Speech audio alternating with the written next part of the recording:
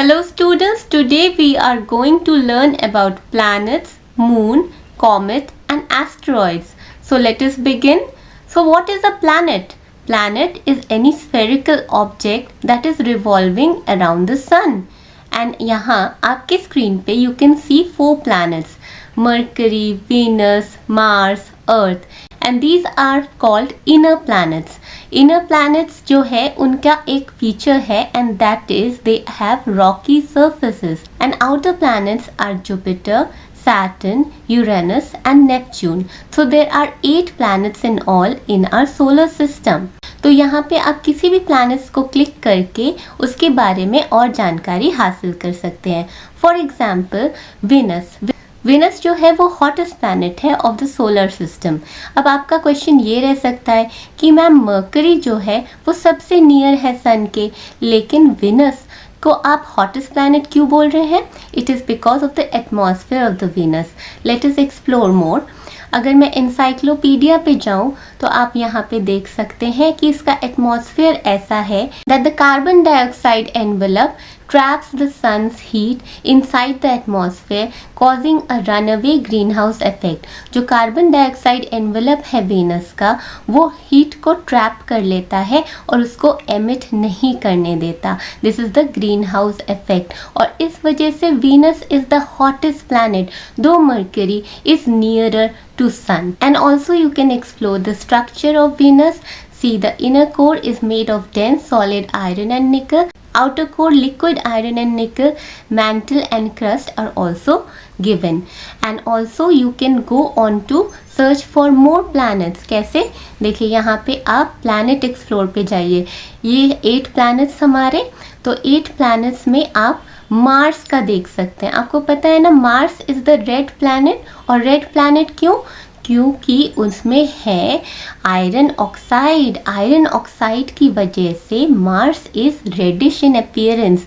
C, Mars is the 4th planet from the sun and 2nd smallest planet in the solar system. First smallest planet क्या है? The smallest planet is Mercury. Now the reddish appearance of Mars surface is caused by iron oxide. And why we are so much interested in Mars? Because it has earth like features. तो future inhabitants हम कर सकते हैं यहाँ पे.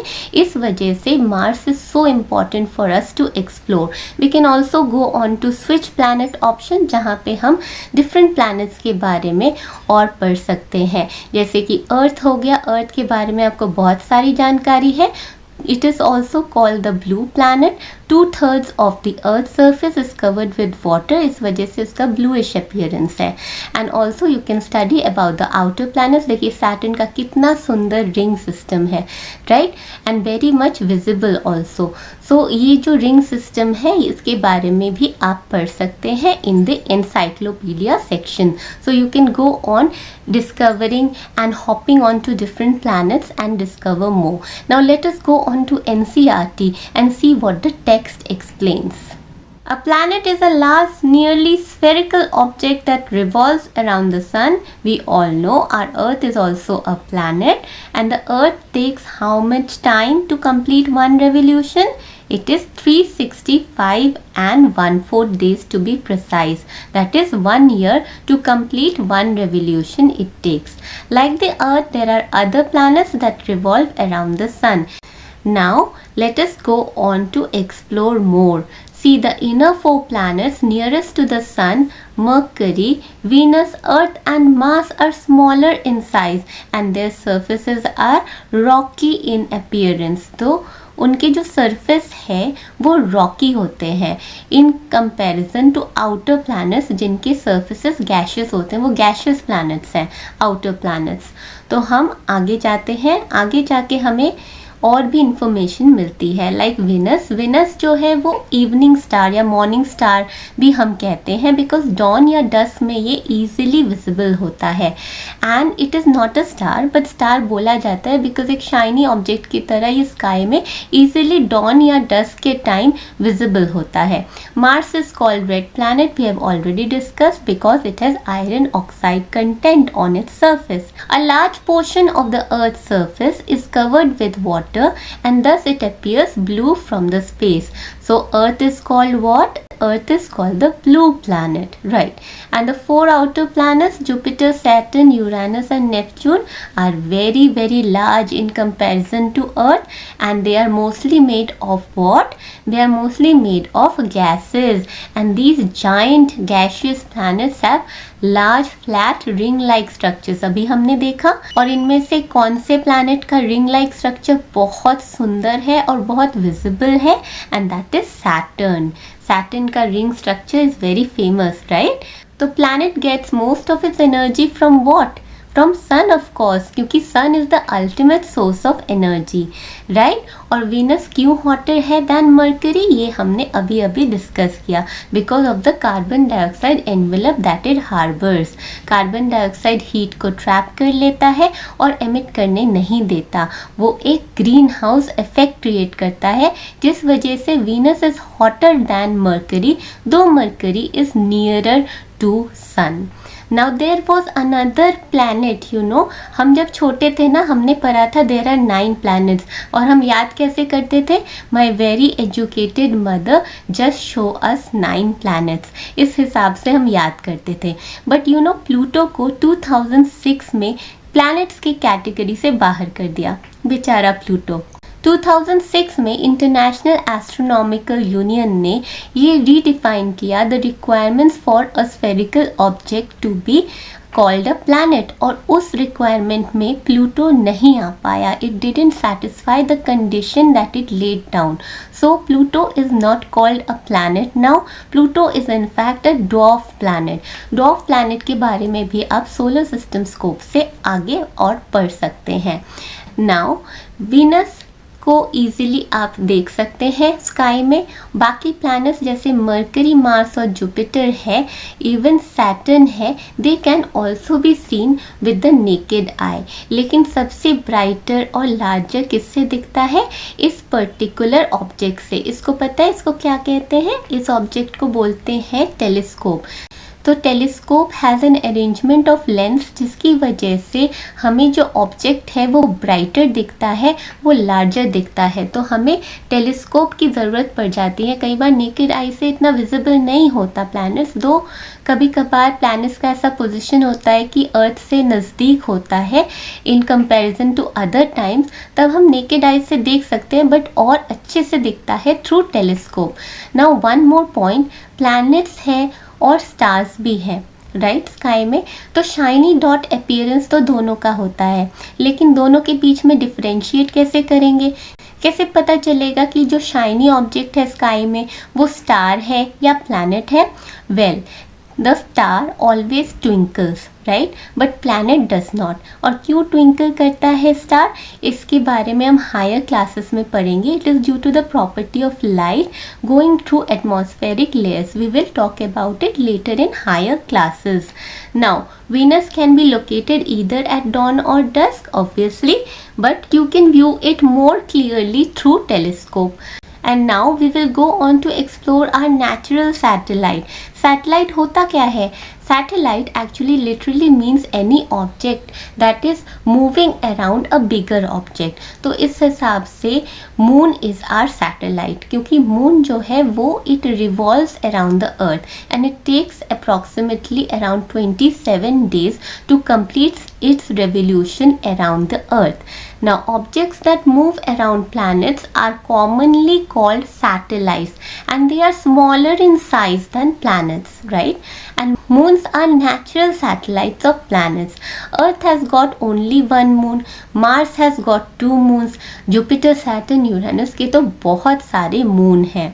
Now, the Earth's natural satellite moon takes around 27 days to complete one revolution around the Earth and it is nearest neighbor in the space, right? To us it is the nearest neighbor. But यहाँ पे क्या है? moon में there is no atmosphere. There is hardly any atmosphere. And how big is the moon in comparison to Earth?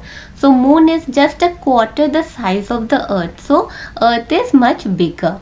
Moon में कई visible structures होते हैं, जैसे कि गड्ढे होते हैं ना मून में, हम वो कहते हैं कि चांद में दाग है। वो बेसिकली दाग किस वजह से आता है, गड्ढा किस वजह से आता है, क्योंकि जो ऑब्जेक्ट्स है स्पेस में वो हिट करती रहती है मून को, उसका कोई प्रोटेक्टिव लेयर भी नहीं है तो उसको हिट करती रहती है। जैसे एस्ट्रॉयड हो गए तो इनको रॉक्स हो गए, डिफरेंट रॉक्स, तो वो हिट करती रहती है मून के सरफेस को, तो देखिए ऐसे गड्ढे हो जाते हैं। और ये गड्ढे जो हैं वो उनको बोलते हैं क्रेटर्स। ये क्रेटर्स बहुत ही स्पेशल फीचर है मून का। तो ये मून की खूबसूरती को बिगाड़ते ज़रूर है, but then it is the special feature of moon. Now we go on to explore more. Moon is very far, but humans have sent spacecrafts to explore and understand more about the moon. You know about Neil Armstrong. He was the first person to land on the moon's surface, right? And India had also launched 3 Chandrayaan missions to study the moon, right? और चंद्रयान 1 की वजह से हमें पता चला कि moon में water भी है, not as liquid of course, water in the form of ice mostly on the polar regions. पहले क्या था, पहले बोलते थे मून में वाटर नहीं है, लेकिन चंद्रयान 1 के मिशन के बाद पता चला कि मून में भी पानी है, और पानी जो है वो आइस फॉर्म में है। एंड चंद्रयान 2 इतना ज़्यादा सक्सेसफुल नहीं था, but Chandrayaan 3 was the most successful. क्यों? क्योंकि इंडिया जो है वो फर्स्ट कंट्री बन गया जो मून के सदर्न पोल पे लैंड की। उन्होंने सॉफ्ट लैंडिंग का अप्रोच रखा और लैंडिंग पॉसिबल हुई, which was a very tricky landing. So India became the first country in the world to achieve this remarkable success. So Chandrayaan 1 was launched in 2008 and second mission was in 2019. Third mission Chandrayaan 3 was launched in July 2023 and its Vikram lander carrying the Pragyan rover softly landed on the moon on 23rd August 2023, very important date, and India became the first country in the world to achieve such a success, to land near the little explored moon's southern pole. And to mark this success, the government of India declared 23rd August to be celebrated as National Space Day. अब पढ़ते हैं asteroids के बारे में। तो आपको पता है प्लैनेट और सन जो है वो नियरली स्फेरिकल शेप का है, लेकिन asteroids they are irregular in shape, they are rocky and irregular and they revolve around the sun. तो आपने अभी एस्ट्रॉइड बेल्ट देखा सोलर सिस्टम स्कोप में, तो आपको पता चला कि अच्छा ये एस्ट्रॉइड बेल्ट जो है वो इनर प्लैनेट्स और आउटर प्लैनेट्स के बीच में है। कहाँ पे है? मार्स और जुपिटर के बीच में है। So these are called asteroids. You know, many of these asteroids revolve around the sun in paths that lie between those of Mars and Jupiter, and they are small objects which are rocky and irregular in shape and revolve around the sun. So this is how asteroids are defined, and asteroid belts lie between Mars and Jupiter. तो comets के बारे में अब पढ़ते हैं। Comets क्या होता है? Comets are space object with tails. मतलब टेल मतलब वो डॉग या कैट का टेल नहीं, ये टेल जो है विजिबल होता है जब इसका आइस कंटेंट इवेपोरेट करता है। क्या है कि these are space objects which are made of dust, gases, rocks and ice, and when the comet come in close contact to sun, the ice content evaporates. So as a comet approaches close to the sun, the frozen material in it starts evaporating, and this evaporating material forms the tail of the comet. तो tell वैसा वाला tell नहीं, doggy या cat का tell, but tell जो होता है वो हमें दिखता है, विजिबल होता है जब इसका फ्रोजन कंटेंट, आइस कंटेंट जो है वो इवेपोरेट होता है। Now comets appear dim as they move away from the sun, and then it is not possible to see them with the naked eye. And many comets have been found that revolve around the sun. And these comets approach close to the sun periodically. एक बहुत famous comet है which is Halley's comet, और Halley's comet हमें last दिखा था in the year 1986. And Halley's comet appears every 76 years. So the sun, 8 planets, their moons, and many smaller objects including asteroids and comets together form our solar system. और solar system, हमारा solar system पता है कौन सी Galaxy में है? हमारा solar system है milky वे Galaxy में, या फिर इसको बोलते हैं आकाश गंगा। गैलेक्सी होता क्या है? Galaxy is a system of stars, the star reminiscent, the planets and all the rocky objects in the space which are bound together by gravitational forces, that is called galaxy। क्या milky वे Galaxy के बाद भी कोई Galaxy है? Yes, universe में बहुत सारी galaxies हैं, और गैलेक्सीज जैसे कि वर्लपूल गैलेक्सी हो गई, एंड्रोमेडा गैलेक्सी हो गई, ऐसे कई गैलेक्सीज हमारे यूनिवर्स के पार्ट हैं। Now there is a very important question, is there life anywhere else in the universe? Well, अभी तक तो ये डिस्कवर नहीं हुआ है, इसके इंडिकेशन ज़रूर मिले हैं। Now when you guys grow up, why don't you find more as space scientist? Okay, happy learning students, hope everything is clear regarding this chapter. Any doubt, any query, feel free to contact me. Bye bye.